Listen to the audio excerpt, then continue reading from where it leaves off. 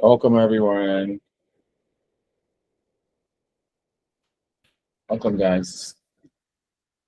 Uh, yeah, let's create some energy in the group.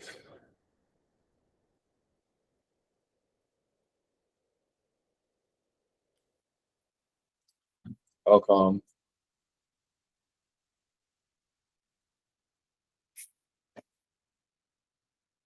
Hello, Babatunde Damilare. Interesting. Kosi, you're welcome. Um, is it just me? I can't hear the background music. Yeah. You can hear? No, Okay. I can't.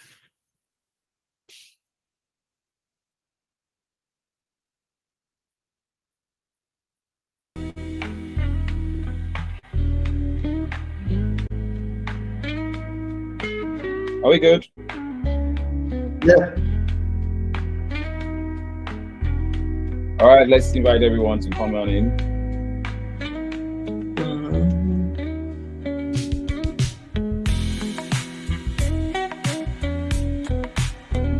All right, I just dropped the YouTube link now. In case that folks who prefer YouTube, mainly for those who are not currently in our community.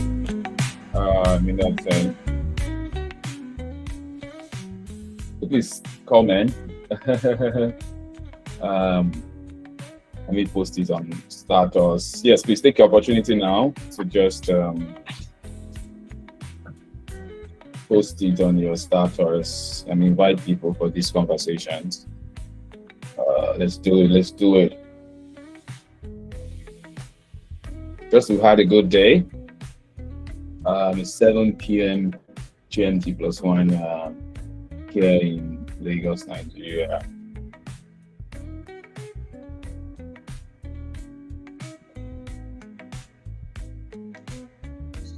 Yep. Yeah. For joining him already.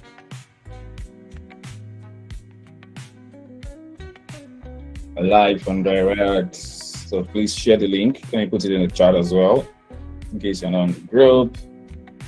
Please share. Good evening, Emmanuel. Good evening, Yemi. Good evening, guys. Welcome. Good evening, everybody.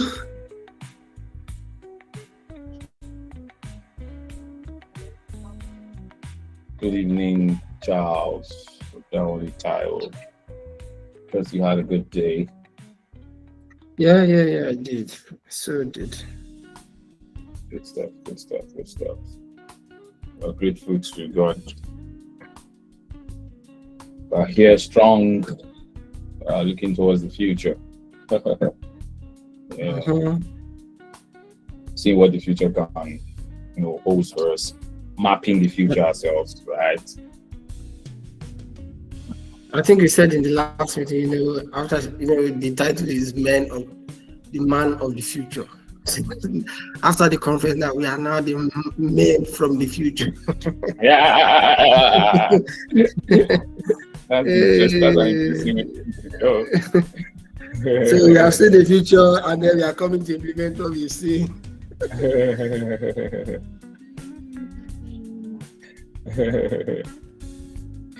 All right, please welcome Chobong, welcome Joseph, welcome Johnson, welcome Akonani Jekosi, Babatunde Damlai, welcome Emmanuel Daniels, welcome Joseph Arome, welcome Alani, welcome. All right, let's share our status. Let's share the YouTube link. Basically, for those who are not those who have the the Google Meet a bit more close to, in that sense. Happy International Men's Day to you all. Let's do this. All right, let's share. We'll take 1 more minute to do that. Inform everyone, create a broadcast, blast it.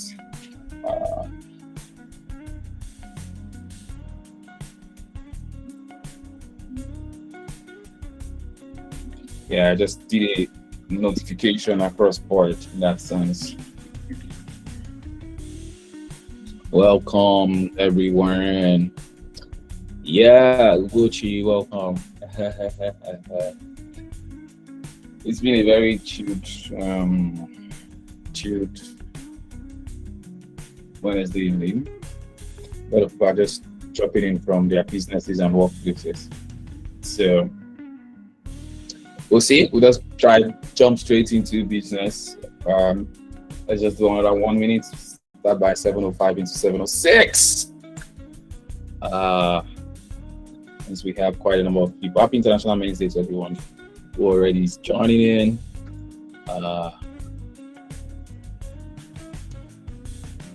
Let's do that. Yeah.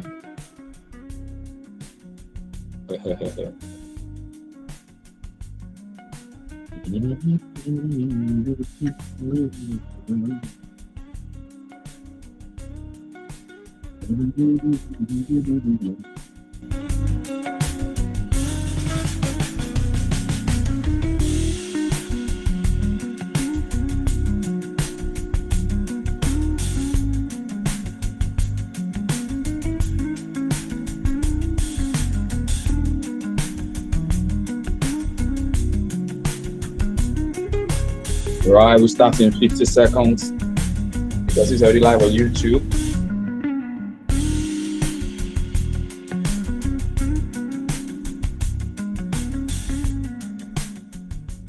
All right, let's do this. Let's do this. Welcome everyone. For those of us who are already here, and those of us on YouTube as well. Good to have you. We cannot see your face yet, but of course, by the time we go watch the recording, we're going to see that you chimed in. Well, good evening again, everyone. Like our usual culture, how are you today? It's our first meeting since after our conference. When did we have that conference again? Am I correct? Is it our first meeting after our conference? Oh, we had a No, the meeting. second one we had the We had a post conference meeting.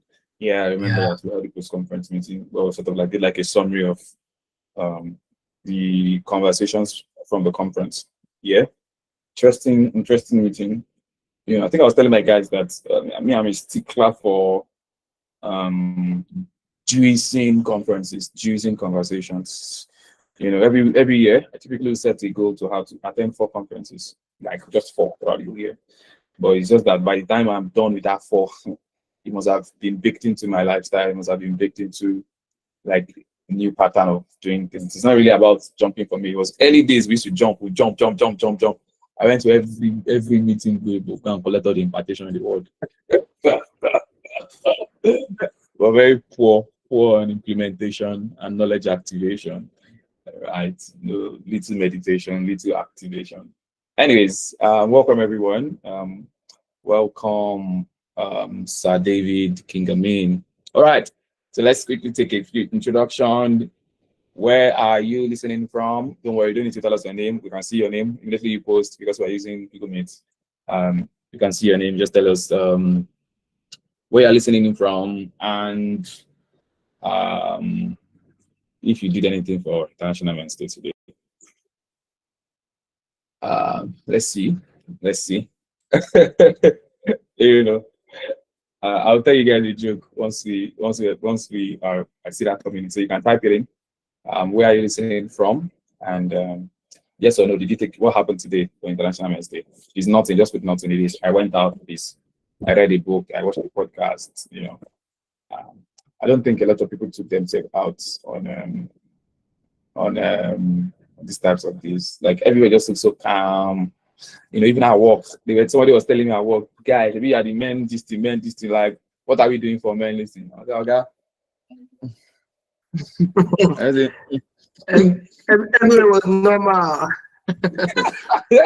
Yeah, we posted the celebrated men, we tagged people and all of that, but honestly, it didn't have the same effect like IWD. I kind of like IWD was wow.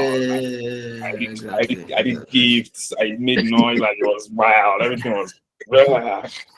But these like these other more guys, you can manage yourself. People are guys like just make it work, like, fix it. You know, like just fix your issue. You know, like people will be all right. but we try to at least do like celebration. Okay, Moses Sekuba, Nigeria, Abuja, Nigeria, Earth, Solar System, Milky Way, Cosmos. Interesting. Imane Dan says, listening from Abuja, not really for Men's Day. Just work. Can you imagine? Well, it's a critical day for work. It's Wednesday. It's midweek. Tobong says, listening from Benin. All right. Did you celebrate any man? Did you celebrate any man today? Like, did you like call? Oh, happy National Men's Day? Yeah. It doesn't sound the way we are even saying itself. It's sounding so. Yeah, you're right. Like, guy, okay, like, but yeah, I'm okay, right? I think But really, though, men should be celebrated more. I think so. Yeah, I know the men celebrations are louder. Mother's Day, International Women's Day, but come on. Yeah. I think you see what this guy is saying. What this fellow man is saying. This fellow man is saying, was there a Men's Day? Yeah. There was none. Interesting. But really, just curious as we kick off, right? Why do you think it's the way it is? Suddenly we always push for gender balance, all this, but subtly the men are taking a hit. Gradually, if you notice, it's like subtly. Like, what do we think is responsible for that? To be honest, I don't call myself a men advocate. I don't like all those things. Like, I'm for everybody. We're just privileged to be doing this. Yeah. I'm not a. What's the opposite of feminist? Masculinist. Is there anything like that? I don't know what that is. But really, why do you like that when it has to do with these days? Father's Day, Men's Day. Why is it always chilled and cold and just calm? It is the men community that even push and people know these things. But really, I'm curious. This is not how I plan to start, but let's see. I'll throw it to Charles first. What do you think? Why is it always chilled? Like, it was quiet. I think you mentioned something like that earlier. Like, when it comes to men, there's just this notion that they will figure it out. They will just they'll do their thing, and men don't necessarily need, appraisal like that. They don't need, and that's a very, very, very false narrative, and it's not good for the male man, honestly speaking, because the male man, goes through a lot, and the fact that we don't have many days of celebration in quotes, that one day should be celebrated. And I think one of the things that are also caused that would be, if you notice in the last 100 years, that's when I would say this feminism thing started, because the world has been like a paternal kind of lived in a paternal kind of framework, and in the last 100 years there's just this subtle push for females, and gradually begin to see females becoming heads of industries, heads of countries, heads of conglomerate and all of that. So it has now kind of almost overwhelmed or overshadowed, because it's believed that it's a men's world. So so there is less emphasis on the men, because whether it's a this man or not, we know that the guy will be okay. The guy will be okay. Something like that. Interestingly, like I switched to Moses, men will be all right. But I don't know if you had a deep heart-to-heart over a drink conversation with a man. It doesn't really come out to ask for it, but you find out that for most of the things that they feel like, they talk about, if you sort of like listen deeply, you sense that it's because of some of these things that are missing, right? In that sense, like, nobody has told this guy thank you in a long time. Like, I mean, deep-hearted thank you. Nobody has said, like, guy, like, you are doing fine. Like we thank you for what you've done. Everybody just feel like he's a man, it'll be fine. So why this is the Moses now in that frame of thought, these things come out in conversations if you listen to men. How do we begin to do more, right?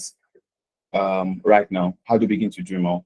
How do we begin to make people see that even though men are not asking for celebration, appreciation, It's a subtle need.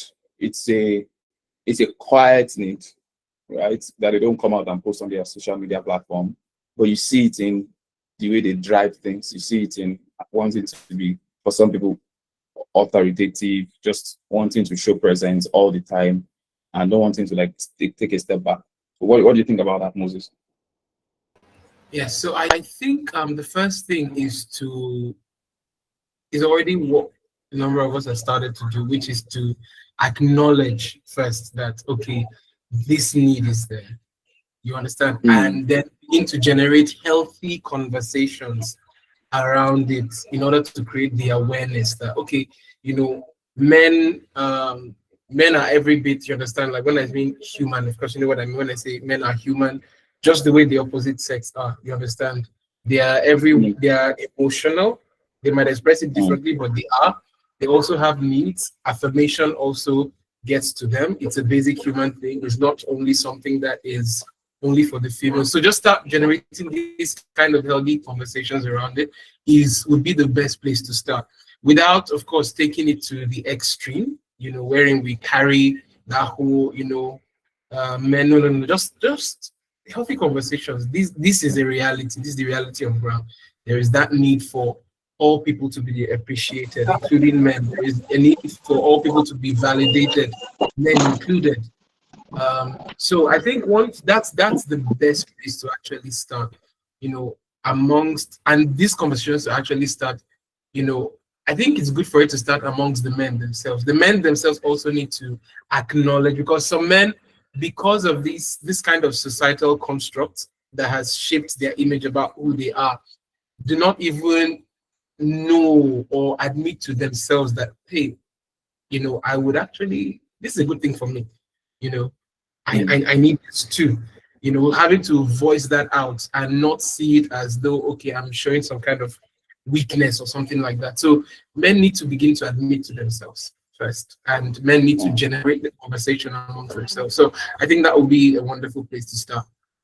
Wow. Well, that's actually it's very helpful. Because if you really think about it from a community point of view, so one of the reasons why you have comparison is because like nobody is appreciating the person who has, and like me, I appreciate all types of job. Like I feel like every job has a purpose and people should transit in that purpose. One of the reasons why certain people will not have feel dignity in their work is because somebody is telling that truck driver that, oh shit, this your work is contributing to the value chain XYZ. You might not be making a lot of money, but we see your impact. He goes back home, he's comparison, oh, there's no food, there's no this. On the road, you see people with finer, more flashy cars. Tell him, get out of the road, what are you doing? This at work, you know, he has people bash him. And you'll find out that this thing accumulates.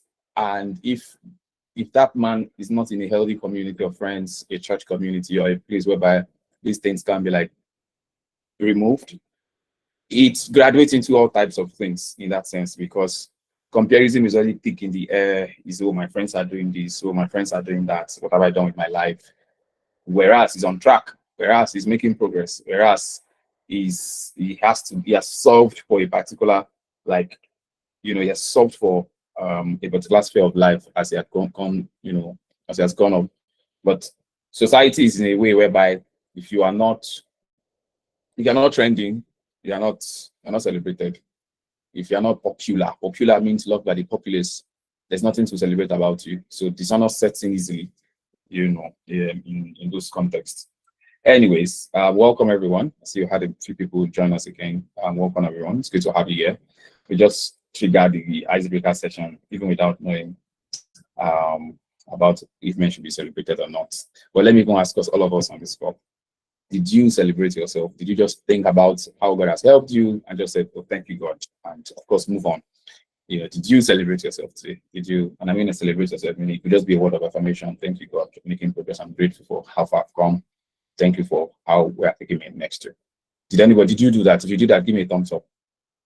Let's laugh. Let's start. They say charity start at home. And we are the days to say it. Okay, Yemi did it. Mr. David did it. That's good. I also did. You know, just driving today and just okay. I don't get it to where we're getting to, but I'm grateful We're moving. So you see, only 3 of us did it. He said he's doing it now. See this guy. Emmanuel said he's doing it now. Right. Yeah, it starts from here. And it's one of the things it does is if you look at like patterns in scriptures and all of that, is it says a king's honor is in the midst of his people. Like, so honor is not something to honor is good when it's given, right? So we have to be the ones to look at people around and say, acknowledge what people are doing, acknowledge it, appreciate the fact that you have somebody watching your house, even if you're the one paying them the money. Appreciate the fact that you have a nanny, like either male nanny or female. Appreciate that fact, like voice it out. These things go a long way, in this systems. Okay, so let's jump into today. Welcome everyone again. Thank you for joining in. I trust that you had a good day at work and at your business. Hope it was not too stressful for joining. But let's see what happens in the next 1 hour. We'll try to keep it short, straight and sharp. All right, we'll be considering the topic today in celebration of International Men's Day. We call this Living Voices, Excelling Impact Across Generations. Living Voices, Excelling Impact Across Generations. Before I say anything, I'll come back and tell you the story, but let me have Moses. Like, really, can you break that down for us in a way? What does living voices, excelling impact across generation? What does it mean in the most palpable term, right? So what does it mean to you? Yes. So good evening, everyone. So when we talk about living voices, the heart behind it is basically men and people, you understand, whose lives speak.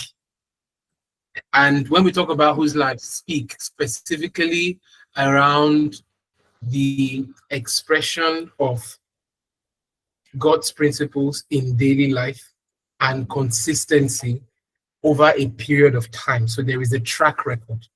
So, and with tangible fruits that are evident. So when we talk about living voices, we take those things into consideration. We take into consideration godly principles, consistency, track record, visible, tangible fruits, proven, time proven. You understand? Because maturity is something that is a function of, what you do engage in time. And that needs time to happen. So when we talk about living voices, these are people, that embody these principles, whether it's the principles of, faithfulness, integrity, purpose, vision. Yes.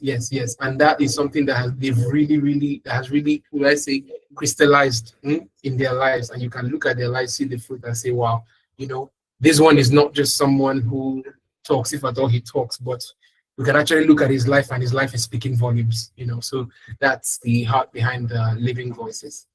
Yep. Thanks. I mean, you guys can interrupt me anytime, how we do this. So Taiwo and Manuel, do you think are there people who are living right now and their voices are not living? And that's question one. And two, how do I what does this really mean? And this is the time, what does it really mean in terms of somebody who their influence reach right now? Because I have this thing about how influence works. Sometimes some of us think that influence is when you are before, maybe you are in a stadium, you have like millions of people watching you perform the music and all of that. I think we talked about it when we're talking about purpose around the gradients of influence. For certain seasons, it might be to a number of tens of people. It might just be 10%, it might be 5, then it might be in the 10s, 20s, 30s, hundreds, right? Depending on the platforms like given to you, and it can go to the 10,000s. So, and it is with respect to God's plan as you become faithful in that sense. And some people will never get to 1 million, but the 10,000 that what they do impact are going to replicate across like millions of people. So hence why we need to be faithful to what we are given in whatever season. So back to you, Taiwo. In terms of these cycles of like degrees of influence, how will you define living voices? And to my first question on, can somebody be living and their voices are not living? Right. So in the context of the definition that Moses gave, some people can actually be living uh, and they're having a negative impact. I think the living there is about impact, what you're giving out, what the resultant effect of your living is causing in is impacting on the environment in your community, in your world.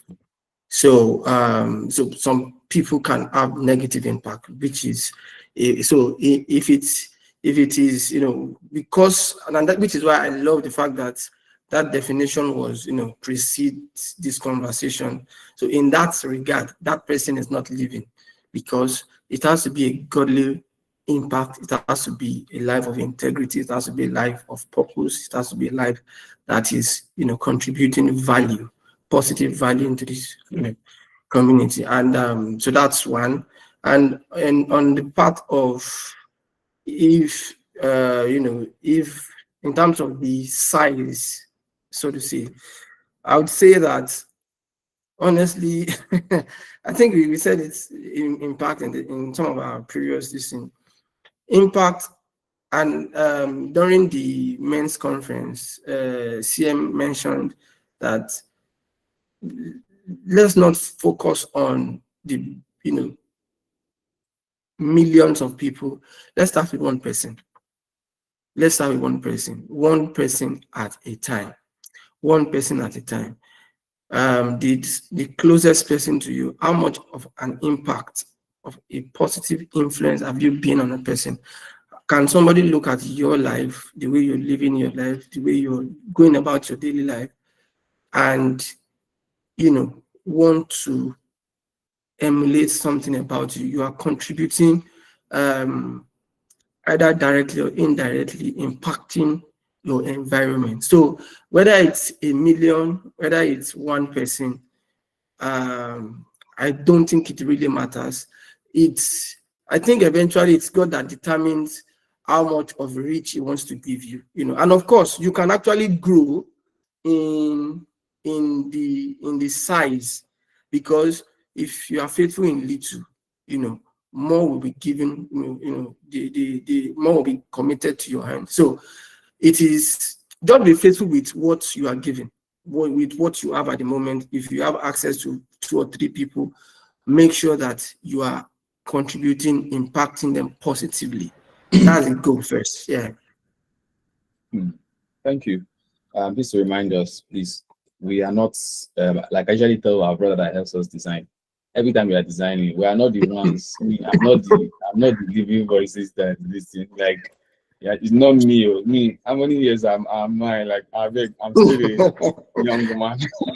So it's a community of knowledge sharing. Of course, with God's principles being the bandwidth of our conversation. So please share. And so I was asking us, what does this mean to you?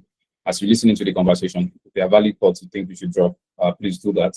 We have people coming back to listen to these conversations. We also go back to listen to these conversations, in that sense. Yeah, so I want to quickly talk about, some of these defining traits of these living voices. And I know somebody might be asking, like, you guys, in this year, I think you're always pushing for purpose, for what are you doing with your life, impact, vision, and the likes. Why it's heard it a lot of times on the community. If you've attended our meetings, can you still hear me? Please confirm. I need to be sure that this network is not feeling drama. All right, thank you, Emi. You know, um, vision, impact, like if you've attended our meetings, you would hear that again and again and again. Yes, there are meetings coming up in coming months where we delve into finance, delve into health and all of that. But we know strongly that all of those areas of expression of our lives head up into purpose, into what we do with our life. So why am I talking to you about finance? Why are we talking about the money we want to make? Why are we talking about fantastic health? Why are we talking about great relationship if you don't even understand what you should do with all of those things? Like we'll just be living onto ourselves, and which is one of the first traits that I want to highlight for, and I would like to ask us, what are the defining traits of the people who would consider living voices, you know, who have excelling impact across generations? And to be fair, we have some people who are Christian, like they did not acknowledge to be Christians, but for some reasons, their voices have sort of like spread down to generations. And it's because there are principles that they live by. So I'll give an example. How many of us know these Greek philosophers, Socrates and co and the likes? You might not hear them every day speaking, but their ideologies are ruling nations right now. The idea of democracy, for example, came out from like one of them, like in terms of people ruling themselves and all of that. Democracy literally came out from that guy is dead. How many this thing ago, but people are running his ideology literally right now, right? While we don't know if he was an acknowledged believer in Christ or not, that's a living voice. That's lasted generation. It's defined culture. It's shaped culture. That's defined ideologies. People don't even know that this was somebody's ideology in that case. Now the question is, what are these traits? What are the traits we should begin to pay attention to for the men that we consider that they are living voices and that generations sort of like last, they create a lasting impression on their families, people, environment, in the tens, in the hundreds, in 10,000s, and millions. What are some of these defining traits we should begin to pay attention to as men, even as we celebrate International Men's Day, and also as the women who love them? What are some of these traits? What will you consider some of these traits? So I'm throwing the question out there. I'll start. I'm also throwing it out there. What are the traits you consider? Across, if you check it, contributory voices in science, in music, in literary arts, yeah, across board, you see something. I think one of the first things I consider like a defining trait is they did not live unto themselves. They live for others. And you can cut it across arts, music, fashion, what some people call religion. None of these people lived unto themselves. None of them. If the guy is creating a music, they create a music for a populace. Like they played the piano to a point whereby they created it to a point. Like it was really much about the people who are going to benefit from that. They created sounds, for example, and their pieces are lasting generations, literally. So one of these defining traits you see here across all sub-spheres of cultural contexts is these men don't live for themselves. These men don't live for themselves. Like, and it's something to sound. Are you living unto yourself? Am I living unto myself right now? Are you within the space right now? You say, oh, me, I don't know anything. Me, I'm just a young man somewhere in Enugu trying to do yada yada yada yada. But you can be there. You can also be somewhere in Manchester or in Southampton or something, and you can be living unto yourself. It's principle. You can be living. You can be selfish. I was talking with one of my friends. He's on this call as well. He was telling me how, in that part of the world where he is, people don't even care about anybody. Like everybody is just for themselves. It's not in Nigeria currently, and they don't think about other people. Like nobody's creating anything for other people. Like nobody's thinking like this, me, what I want to eat, and all of that. And one of the principles I like to identify today is, for me, is how am I living? What frame of thoughts am I living for generations to come? Right? Am I living for myself, or each day? Am I pouring out myself? Like Jesus said, I'm pouring out myself. Like his servant, he start pouring, he's serving his gifts to his generation, not to draw attention to himself, but because he realizes that is how you create excelling impacts. We're not talking popularity. We're not talking fame. Popularity, fame are by people. It's people that is populous. The population likes you. Fame. Like Dr. Man says, he says fame is like a flame. It burns out. We're talking lasting impact. If you check across science, right, there are people who discover things that till today, even the Nobel laureates are still referring to some of those foundational key principles. And it's because they did not live unto themselves. You see scientists, they lock up themselves for days, working on something, working on it, iterating, till they get a perfect model and they ship it out and it scales? Is it in the transportation industry? Start with a car model and tried it and tried it and tried it until something that happened that could scale. You see these men not living for themselves across all sectors. Is it the right brothers who were doing the plane? When I read about it in the high agency material I read, it was crazy. Like I was entering a plane, I think 2 or 3 weeks ago, and I was amazed that this thing started from very stupid idea, very just let's just do it. But they did not live onto themselves. You need to read their story. It was labeled witchcraft. It was mad, like they were persecuted. But they spent their lives literally creating that model in that sense. So let me stop here. That's one principle I'm going to highlight that really like touched me when I was thinking about this, not living onto myself on a day-to-day basis, on a week-to-week basis, on a month-to-month basis. I'm looking at the year, how much have I poured out to people? Is it about branding? You have to have your personal brand, or you have to look in a certain way, or are you really serving people with what with what God has put into you? Are you serving? Are you living for other people? If you exit the earth right now, what are people going to miss? So let me stop there before I go deeper. So what are these? So the question we're asking now is, what are these defining traits of living voices that cause impact that excel first generation? Anyone, please shoot. Okay. I think I have something. One of the traits would be, for me, would be continuous learning and continuous skill development. I think you mentioned during the week, if anybody had watched the Men Who Built America, and it just occurred to me that these guys were literally, they were just studying. Okay, so if they are in a field, they are literally studying how these things could be better. What better versions of this product or this thing that I'm doing could we produce? How could we? And so merging it with what you said earlier, so they were not just thinking of they were not just studying for studying sake. They were studying on how to improve on the product to serve people better. Like, it's just very how do I put it now? It's a transgenerational thinking. JP Morgan was one of the people then, and there is still JP Morgan till date in the United States. General Electrics is still very much alive till date, and we are talking about hundreds of years ago. They just continue to learn, they continue to expand, they continue to build, they continue to, there was this aspect of things, was it, I've forgotten, John D. Rockefeller, how he could change crude oil to kerosene.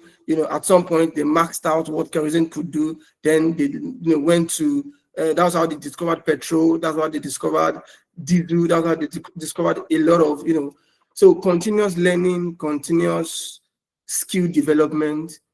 And, there's just this belief that it is possible. That is what drives that continuous learning. That's the fuel that drives that. The reason I want to be better, the reason I want what I'm doing to be better is because it is possible. Even though we don't have the math yet, we don't have the resources yet, I believe that there is something in this thing that I'm doing. Change, Andrew Carnegie changed the steel industry.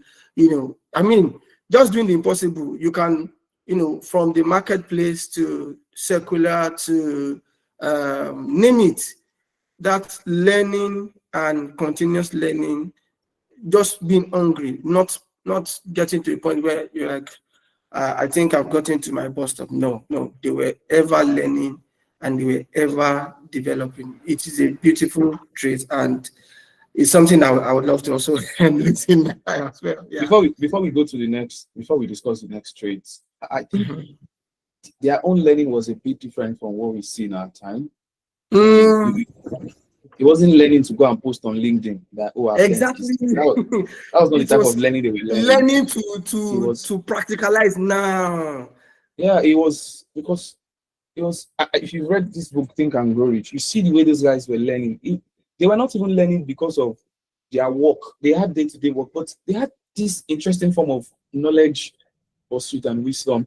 It was literally like to experiment, to do something with it and check it out and all of that, right? Inside they went for books. You see the guy will say, "Oh, I don't understand anything about geology, and I want to be able to break into where I can refine this and drill for this." Then the guy just goes, takes it 2-3 summers and just studies everything on geology, adds it to his business, this thing, and before you know it, he's talking to the government of a nation that has iron ore, and he's making negotiation because the guy already understands the technicality of.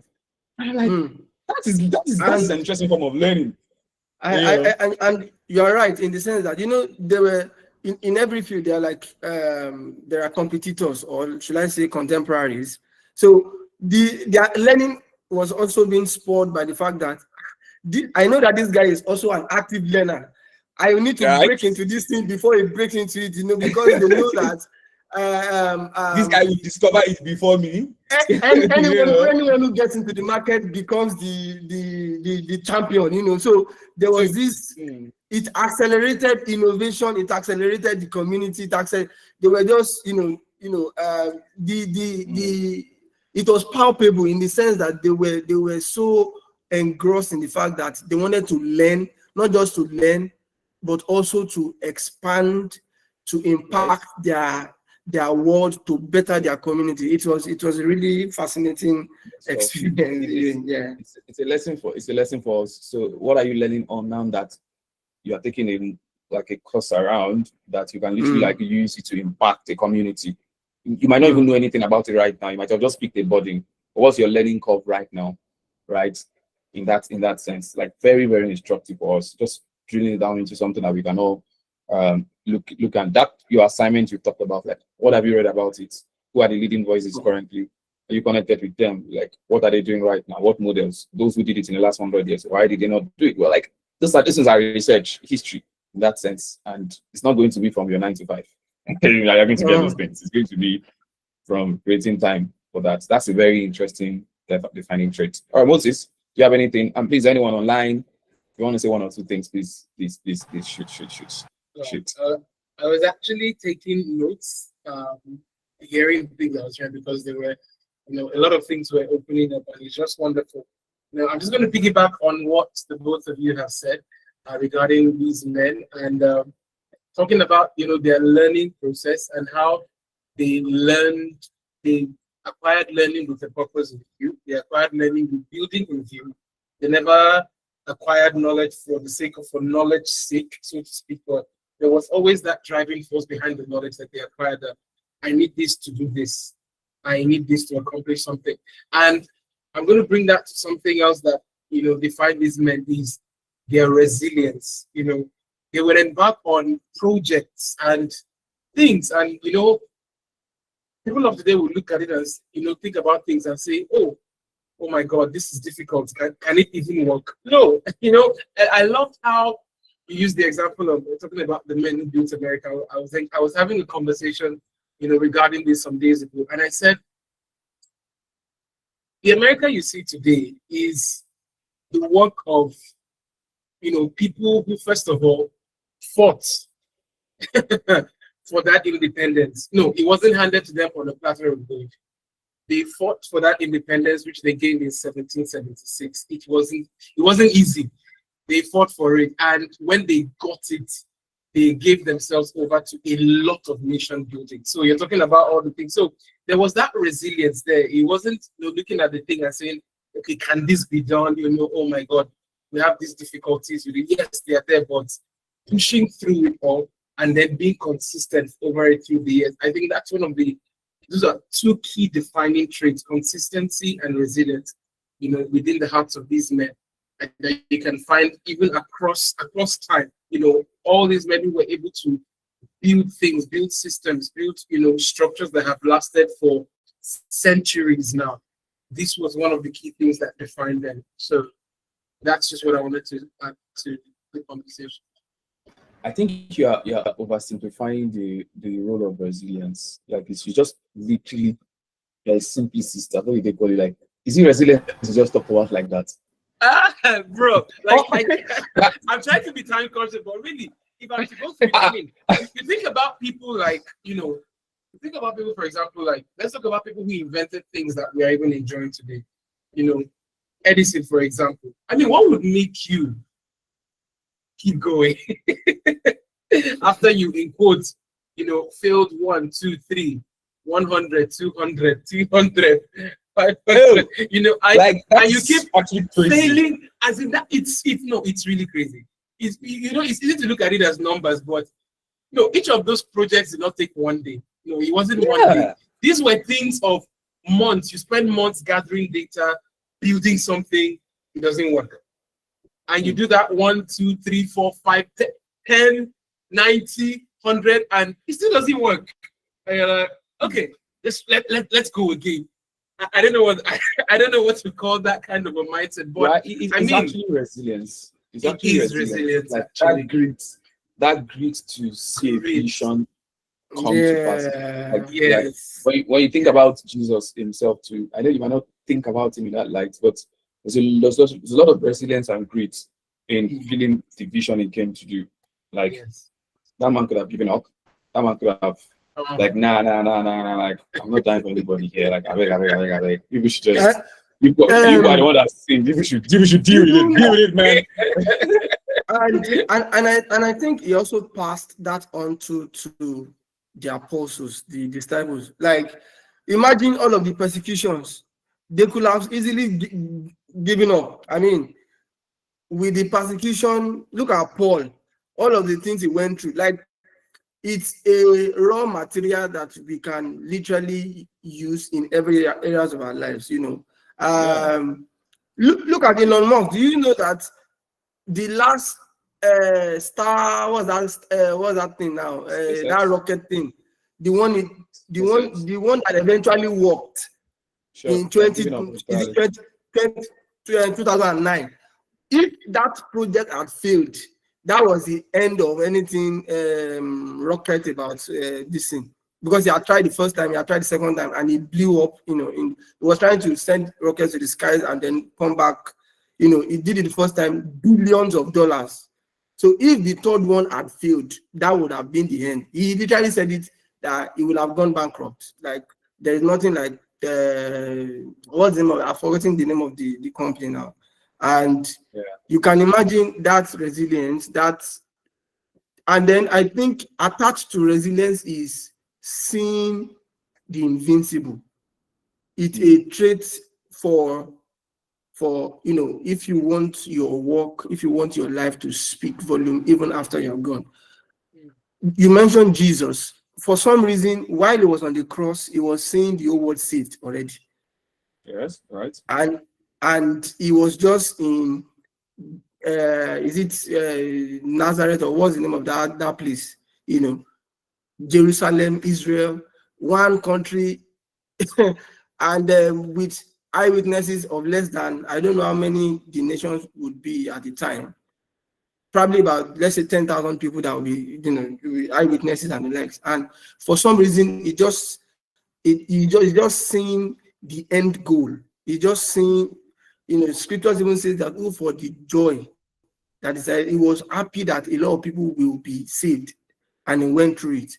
So for you that you are doing whatever it is you are doing, you were mentioned initially that you're not living for yourself. What you are doing it for others. Others will benefit from it. So ability to see the invincible, ability to just know that this thing is, you are seeing the end from the beginning. So, and I think that's one of the things that helped somebody like Edison, somebody that helped, in one of the men who beat America, one of the guys that was, I think, that was the first time they were going to build a bridge over a body of water. And that's as the longest bridge as at the time. He was already on the map, mapping out that the bridge is going to, go like this. He's not an engineer. He's not anything. He was imagining it, and he was giving the engineers, how he feels it would work. And those ones then, of course, now went, did the mathematics around it. And, for somebody who even, conceive that idea, that there Mm. will be a day a massive iron will be flying, will be levitating in the sky. All right. It takes vision, it Seeing takes the resilience invincible. to push it. Yeah. Yes, seeing the invincible. All right. We'd like to hear from those of us currently joined. We're hitting about 20 of us right now. 20 individuals, 20 human beings, 20 world leaders, 20 Your Excellencies. Does anyone want to contribute to this thought? Anyone? Anyone? Please feel free. Let me see if there's anything in the chat. Anyone? Yes, Olayemi African, please go for it. All right. Thank you. So I think we all have mentioned it in one way or the other, and the quality I want to mention is the bias for action. Like these men, they are this moving first, action first mindset. So it's just almost as though they see a problem, they contemplate, okay, this is how to resolve it, then they go into action. It's I mean, regardless that action they just conceived will probably fail, they still go ahead to act. So they don't just stop at ideation stage. And so an example is the Wright brothers, those guys that invented the aeroplane, or that were credited with inventing the aeroplane. So I'm sure that at that time they were not the only ones. In fact, there were a lot of people who doubted them, like keep dreaming, but they still moved regardless. And I'm sure they probably had failures along the way. So this see incorporating resilience, but that's bias to just move, to just step out, to just go and just do something. Don't stop at imagining, ideation, contemplating. So yeah, those guys were movers. They had the bias for action. Yeah, that's it. Thank you very much. Bias for action. Very, very, very valid thoughts. Please, I hope we realize that we're not talking theory here. I was talking to my brother before we came here. We had a long day, a very long day, and I'm sure that you also had a long day wherever you are. So we're talking about things that we want to start doing, or talking about things. We're not talking theory knowledge. We're talking experiences that we want to create. In that sense. Before I take the next hand, I'm seeing a message from Autobong saying, I hope I pronounced that well. It says one other trait I believe is even encompassed in the two traits already mentioned is transgenerational thinking. There's this Chinese proverb that says that society progresses when an old man plants a tree, knowing that it will never sit in its shade or eats from its fruits. This trait makes men pour themselves into the task and makes it the best quality possible in their time. They don't think profiteering. Interestingly, they don't think profiteering. They don't do what they do just for themselves or family. Very, very, very interesting trait. Very, very, very interesting trait. This is a question for everyone. Why are you doing what you're doing? I know you need money. I know you need to make some money, but however, when you split your vision and drive, you should start channeling a level of energy in what it doesn't bring you money, like actively, because you need to sow that seed right now so that your voice, as it were, through God's voice, can literally like break down, across generation. All right, let's see. While I wait for that text to come in, I see my hand. Joshua. Yeah, good evening, everybody. Yeah, good evening. Yeah. Um, what I want to say is kind of a question and also an encourage to me, because when it hits me when our brother was speaking about when what's his name, he tried 1, 2, 300 times one thing, um 90 times. For me, I was saying what I see is number one, mastering as he walk, as he um do to get right. Also, what I see is that maybe one of the times, maybe 90 times or 80 times, maybe he might have gotten a clay that he used for maybe it worked for 1, 2, 3 days before it failed again. Maybe that. And also, what I want to say is that most times, like I'll use myself as example. Most time there are things I want to do, there are things I'm working on, and sometimes I will just be, and some things that I need to carry out begin to we begin to blow on me, come on my mind, and it's looking as if my head is hot, like I want, like it's just coming. And most time I'm like, hey, what will I do? Where will I go? Like, how should I do, what will I pen down, and how Got to it. put the words together to pen down? I will not be able. So See. and one thing, like, it's just feeling like someone just need to push, or someone just need to help out. Like, we are just looking for go, and it's not that we are getting it. So in that point, at that crossroad, and most time, over time, it takes me to move an inch to do achieve one thing to achieve. So in that kind of situation, putting all this together, maybe I'm not able to put the question right, but in that kind of whole situation, in the mastering, in the pushing forward, even no more times you fail, the picking back the broken pieces to continue. So in that kind of situation, what can a person I do to, still push on, no matter the failure, no matter the setback, keep mastering and keep pushing. In all this, what can someone, push Mm. on? All right, Thank you. thank you. All right. Why we try to attack that question? Please feel free to put your thoughts in the group. Like we said, why we're also monitoring time so that we can close up, and then go and buy yourself a drink or something and celebrate yourself. Buy yourself a pad. That your pad that's spoiled. Buy a game. Just celebrate yourself. Like, it's not sometimes not that deep. You just walk for everybody. Not even buy chicken for yourself.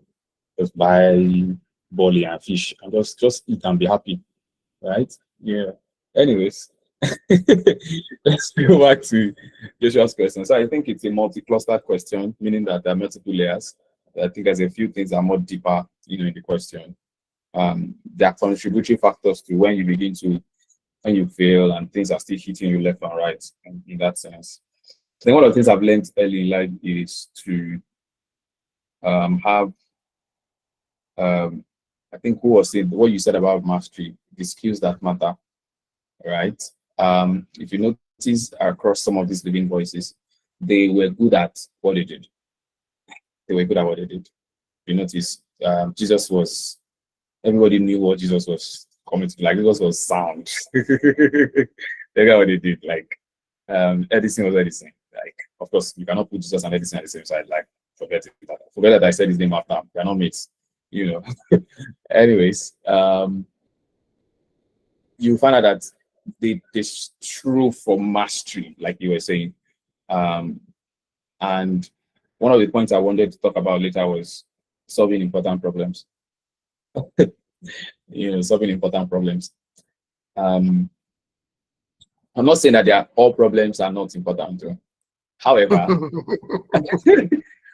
you find out that identifying as you solve problems, you own your ability to solve problems. That's what we're teaching problem solving.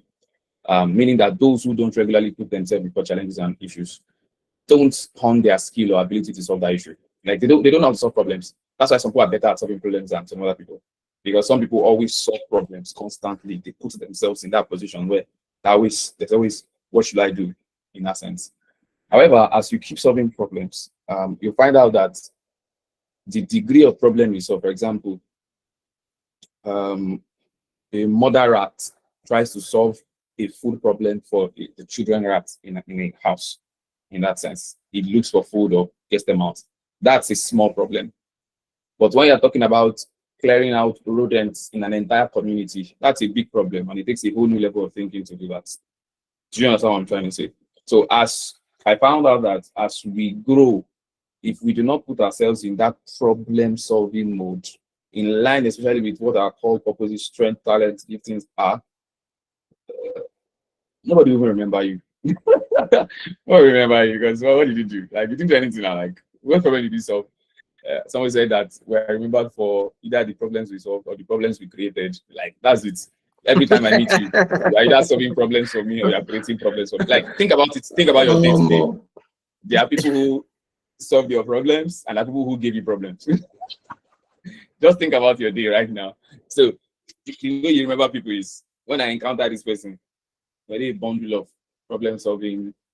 Did they give me problem solving vibe throughout, or they just added to my problems today, right? And if you check these men, they were bundles of problem solvers. They were not perfect in all areas of their lives, but they solved the problems that as they kept solving problem. Is he the one that started playing music on the streets with a goal to play in the opera later, right? They were playing music, just playing music to just help people so relax and all of that. And he kept creating music, honing music to a day whereby he began to write the kinds of music that would play in operas, right? And before you know, he started creating national anthems, creating sounds for generations to come. He started by solving small problems. So it's to say that the more you hone your ability, the more I hone my ability to solve problems, little problems, you will hit that the problems that matter. There are problems that if you solve high. And when you solve those types of problems, it just causes a domino effect in that case. Second point will be most of the problems we are called to solve, they're not called to solve it alone. And that's something I want to drive home. You see this alone thing, now me. It will cause a lot of problems for men. Check history. There is no one person that solves all the problem. It's always a conglomerate. It's always a connection. It's always a network. Always.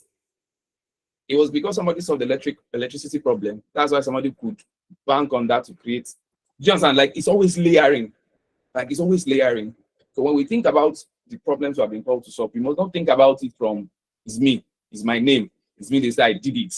That thing kills vision. That thing kills problem solving, right? It kills like living out, all of what God has put for us. Because we must understand that our vision are connected. It's connected. It's a cluster in that sense. All right, I'll stop it there. In that sense. Does anyone have anything you want to say? Still want to talk about the question, or just want to move on? But I think that his question is a bit more deeper. Yeah. One of the things I would add to his question is, how I think his question, if I can remember correctly now, is how you keep continuing even when there's a lot of failures or challenges as you do what you do. Is I'll just have you learn a cue from Jesus. The initial motive, the goal, the end goal, the reason for doing the thing in the first place, like it has to be worth it. It has to be really, really in your face. There has to be a lot of believing that this thing would work. I have only not found out how it would work, but I know it would work. There's just this inner knowing, that gets you to continue to push. Else, because you would meet a lot of challenges, you meet a lot of things that would discourage you. I'm sure if you ask Edison, if he was discouraged at some point, he will probably say yes. But why is at some point just still thinking something will just keep in him again to say you cannot stop now. No, you cannot stop now. Human beings have the tendency to be weary, but we also have, if there is a vision that is living inside of us that prompted it in the first place, not just if the reason for the reason have to outweigh the let's say the challenge. So that is what will continue to push you through to say no. I need to for the joy that is ahead of me, I would continue. Yeah. All right. Thank you very much. It's already 8:04. Interesting Nigerian time. Let's see what we can take before we go. We plan this meeting for 90 minutes. And we are literally like less than Um, we're wrapping up already as we celebrate international. If you're just joining us, even on YouTube, those who will watch later, happy International Men's Day to you. If you're just joining on Google Meet, happy International Men's Day to you. All right. Any other traits? Take one last question. One last thought. We are good. Any other traits that's worth highlighting? Looking across history, looking across contemporary times as well. What defining traits should we begin to embody? You know, how do we begin to live in a way to sorry, perform? I want to. Is there a difference? I believe there is a difference, between boldness and resilience. I feel they kind of go together, but there is an atom of boldness in something. Like you just do it. Don't do it. Yeah, I agree. Don't do it. Yeah. I agree. So one thing I found out about these guys is they didn't even know that what they were doing is called resilience or boldness. Exactly. It's me that having the semantic of what is the difference between boldness, resilience, perseverance, persistence. Okay, just see. Is that what they say you should do? Just wake up and don't sleep until you do it. Like that's how they're thinking, right? While it's good to sort of like have those definitions, I think the spirit behind those things is like if something needs to be done, get out and do it. If there are visions that needs to start on the 10th level, start out. Like guys, start out like before you do it, your new age cycle has flopped again. Like it's like it's not waiting in that sense. So I know there's a difference. If you check Webster now, it will show you boldness is this is this. But the spirit of the conversation is do it. Like get out, do it. You know what we're talking about. Where you need to be bold, do it in that sense. And don't say, oh, you're not in a community, you're not in a nation that this. See, that's always the first issue. In this same nation, Nigeria, there are people who, despite all of those things, they are doing stuff. Despite, and we talk about other clients as though there are no problems there. It's when you live there, you realize that some of their problems, we call it secondary or tertiary problems, is bigger than your problem. Because there are some of their problems are mental. Like it's so connected, like it's anyways, let's not go there. But some of us in these climbs, it's just where to eat, like those are fundamentals, in this sense. All right, any other defining trait? Any other defining trait that anyone would like to highlight? Before we just take one more conversation line out, we'll have Emmanuel sort of like talk to us about mentoring. I can just take that if you can't. Anyone? Interesting. I see I have a couple here, but I want to hear us speak. For some reason, I wanted to say that somehow is like there's an anointing on the life. On who? On their lives, to for some specific assignment, Yeah, because it's needed. It's not just there is certain level of grace and embracing. A divine. So I think it's how you define. I think it's how you define grace within the concept of what you're talking about. For example, somebody who, if you read Bill Gates' story, for example, the type of grace or the leverage that I would call grace here leverage, he had access to the IBM computer way before his whole generation. Exactly. So, as far as I'm concerned, that's grace in that context. Not the grace of our Lord Jesus Christ. Though. Yeah, the grace that brings something to you.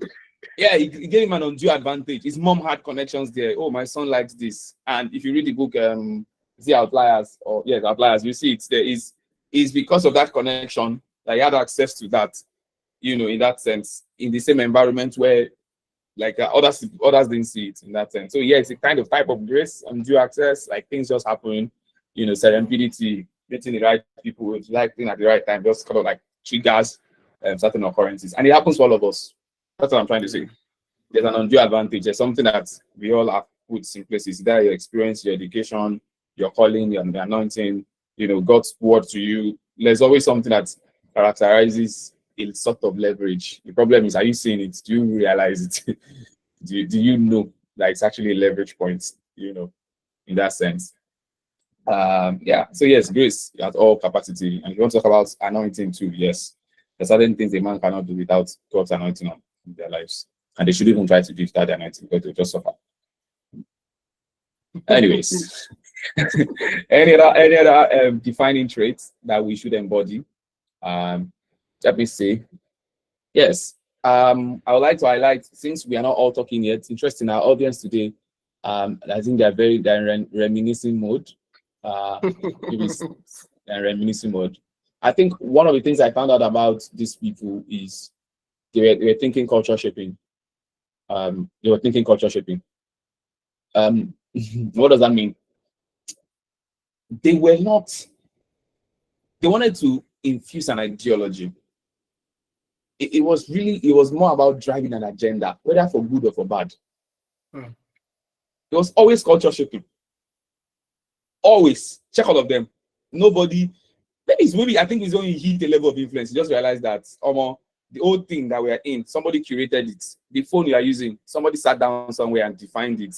This airport, all these things. Somebody just sat down like, okay. Nobody told you that your life was slow until they brought phone. Do you understand? Until they brought mobile phone. There was a time that people were not using mobile phone, but somebody discovered it and used it. So all of a sudden you find out that somebody is somewhere architecting reality in that sense, from one aspect to another, right? And it's how they thought. They thought as culture shapers from the smallest part of the cities, from the smallest remotest part of this. They always thought about influencing culture. And as men who will do God's will, we have to begin to think like that. You don't have to have the capacity. You don't have to have the money first. You have to just begin to think like a culture shaper. In that sense, they launched culture shaping initiative. It was always about the ideology. What ideology is driving this and influencing that ideology? Because they knew that if they can touch the ideology, they would impact all the other things. I don't know if you still like get me. They knew if you touch the ideology, if you can change the man's ideology from X to Y, it changes everything the man ever begins to sort of like do. So the question to you is that what are you doing now that is influencing people's ideology? Say, okay, I just want to make my 500,000. Like, I'm not even interested. Your impact will be limited. It won't be excelling across generations. If you are thinking like that, across your family, what type of model have you seen from scriptures that you want to sort of like do? There are certain things that didn't happen in your family lifetime and your family line. How do you trigger that? You know, across your families, across your extended families, across communities. In that sense, I think that culture shaping is sort of like cute survivor mode as well. Cute survivor mode. So they were willing to experiment with ideas. They were willing to launch initiatives that people did not believe in. They did not, the way we dress. People started denims like jeans. Jeans was never a thing. Just and like you must be. I'm trying to like spread our thoughts, right? Like these things were never, and it's not aspire to Maguire like, oh, you to find something like under 500 years. No, that's not the idea. The idea is they had one head, they had the same life, right? And you are also here right now. Even if we don't hear your name, like I said in a post during the week, I'm like, in God's book, you fulfill the mandate. You sowed that seed. You invested that culture shaping initiative. You were there. You were involved. You are not irrelevant. You should, the fact that our fingerprints are so dynamic shows us that, that is the uniqueness of what God has called us to do across all levels. So yeah, I think that's also something, a defining traits that I would like to highlight as we begin to wrap up. Any final thoughts from Moses, Charles, and then we will call it an evening. Wishing you happy International Men's Day. Final thoughts? For me, I mean, some of the things that we've talked about, I need to go back and list them one after the other and, kind of grade myself. How am I doing with this, over 100? How have I been how have I been thinking? I've been thinking like a culture shape. I really like that point because the way we dress now, literally the way we talk now. Nigeria is, English was not our language before. Somehow it became our language. Some people cannot even speak their dialect any longer. That's a that's a mind shifter kind of agenda, and they did it, and it was successful across a continent. That is so it being a problem solver, solving in code important problem. And one of the things that make Jesus relevant to date is because he solved the most important problem of mankind, which is to give man life. Everybody eventually would need life. Unless you don't want life, don't worry, you will die. If you want life, you need is a needed commodity. It solved the most important problem. I'm just seeing all of this in correspondence to the life of Jesus, life of the apostles, life of people that I hold there, and this is true. It's true, meaning that if I literally follow and shape my life to incorporate these things in my life, I would be a living voice automatically, like for real, like. Right. And I've been blessed by this evenings. Yeah. Blessed as well. All right, Moses, final thoughts.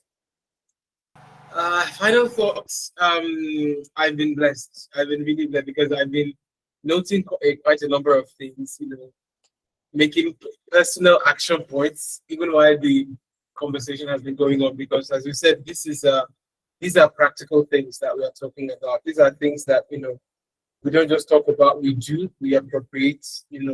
We make the necessary changes. And one thing I would say is, as we said before, you can always start from where you are. You can always start from your circle. You can always start from that responsibility that's in your hand, or that thing, that idea that came to your heart that you probably you had, but then you set aside because of one reason or the other. Perhaps you felt it was too daunting, or perhaps you got distracted. So, but if anyone is thinking about, okay, where can I start? How can I start? You start from where you are. You look at your life again. You look at what's in your hand. What are these responsibilities that surround you? That would always be and a wonderful place to start, and start thinking and acting differently. Yeah. So I think this has really been enriching for me personally. I've learned quite a lot. I have quite a lot of things to look at from this conversation. So, yes. All right. Thank you very much, Moses. And I'd like to ask all of us in the currently listening in, if you're something you're living with this evening, can you drop it in the chat? I want to hear from you. I want to hear from you. We're currently about 18. I know you are listening. I know you are humble, but tell us what you learned. Tell us what you learned. Tell us something that's really staying with you. In that sense, if you remember International Men's Day, what did you do differently? What did you hear differently? And it's usually always a moment. Everything always boils down to a moment to choose to do like this. It's always boils down to a moment, a decision that, what, from today, this is how I want to think, in that sense.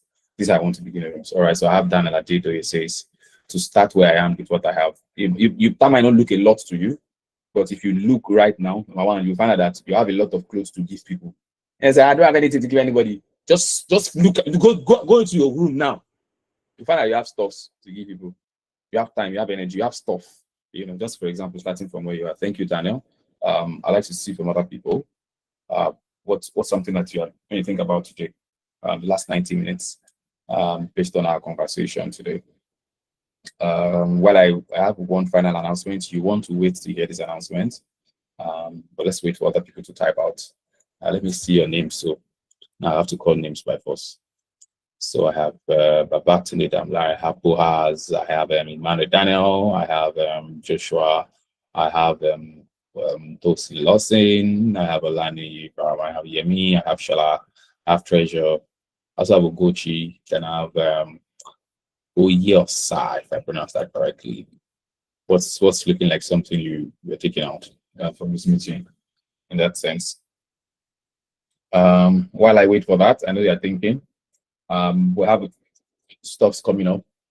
for going forward for beauty mentorally. We'll begin a book review very soon, and this book review will be on finance. More details for all of us who are in the community. If you're not currently in the community, I think Emmanuel, please help me celebrate Emmanuel. Emmanuel is our back-end guy. He's the one that makes things running. He's the one that makes things running. Like, if we don't have Emmanuel, things would have broken. You know, it's solid support system there. So yeah, please, Ogaima, help us share the link of the group again. We'll also put this on the YouTube link in that sense. We're talking finance. We'll be reviewing the book, and also down into the year, we're coming up with what I'll call like a model of accountability for us to ourselves as a community. So I've had like a couple of people reach out to me around, oh, I want to do something, but I'm not always consistent. So we're going to be having different areas of updates, more details on this later, across faith, finance, your health, development, you know, where every day you post things you are doing in these areas. It's not going to be in our main community. It's going to be like a subset, but we'll announce it, we'll sort of like do a proper introduction. Yeah, I heard a quote that if you want to go fast, go alone, but if you want to go far, go with the community. If you have read the book Atomic Habits very well, you know that one of the ways to drive in your habits is to do it with the community. Like it's one of the super book of all time, Atomic Habits. If there's any habit you are finding difficult installing, the missing layer might be the fact that you are not in a community that drives it. For example, if you're in a community where accurate word is taught, you'll find out that naturally you are tilted towards thinking about scriptures accurately. So when you listen to something that's not accurate, your head is always thinking, Why? Because over time, your community is always being accurate truth. If you're in a community that they talk a lot about money, you'll find out that when money conversations come up, your antenna is you know, like you want to be sure that it's the right perspective about money.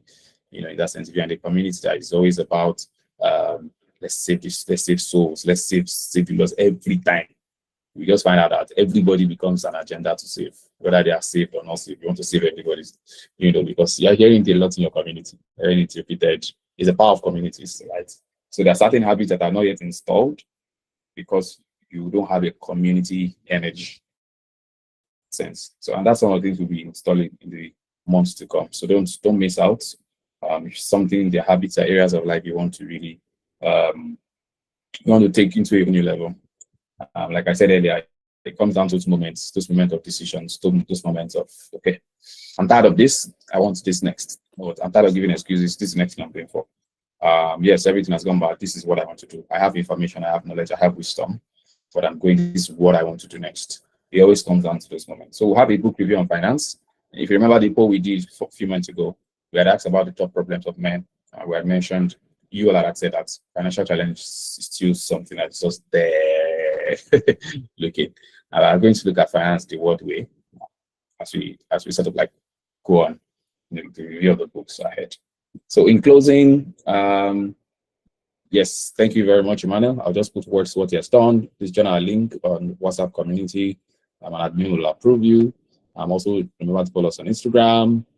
Share this with your men community, with your brothers as well. Some of the things you want to change, maybe they don't want to hear from you. They just need to hear from other people.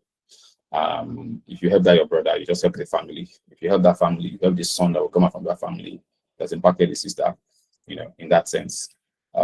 So please share with the people, share with loved ones. You see a brother that needs somewhere to be accountable, somewhere to be listening to, so send the link to him in that sense. If you see good stuffs online that follow the principles of beauty mentoring, or what we teach here rather, please post it on the group. Once the group is open, post it on the group. Share information of stuff that makes sense for us to learn from. If it doesn't align, don't worry. I'm number one, I will delete it straight. But if it aligns, trust me, like I'm going to push it. All right, thank you everyone. It was a good time. Happy International Men's Day to everyone. Text a few people across your Happy International Men's Day, guy. Well done. Appreciate the good work you're doing. Like text 1 or 2 people before you sleep tonight. Go outside, go and buy suya, go and eat amala. like eat something you've not eaten before. Celebrate yourself. All right, take your family out or something. Doesn't look big, but it's important that you celebrate these men, these people. And thank you, everyone. I don't think we're missing anything, guys. Are we? All right, all right, all right, all right. Thank you, everyone. Thank you for joining in. God bless you, and see you again. We'll meet up online. Bye. Bye. Bye, everyone. Bye.